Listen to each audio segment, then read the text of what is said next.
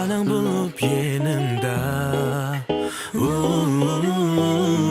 Güzel çekrin kalar dilimde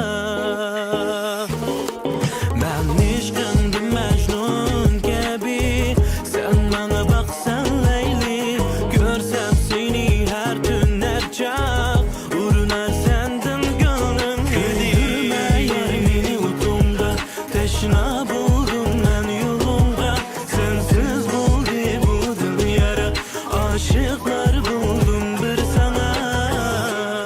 Ben seni görmesem bulmaz Hoşallığım bir sensiz bulmaz Köylürümde yanıraysan Muhabbetim sana dur ayan Sana dur ayan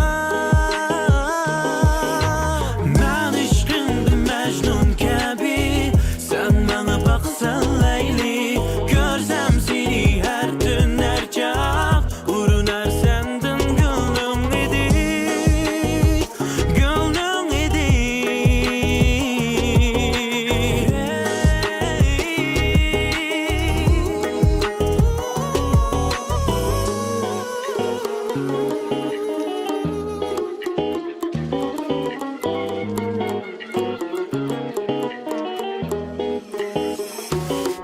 Köydürme yarımını udumdan Teşna buldum ben yolumda Sensiz buldu bu dünyara Aşıklar buldum bir sana Köydürme yarımını udumdan Teşna buldum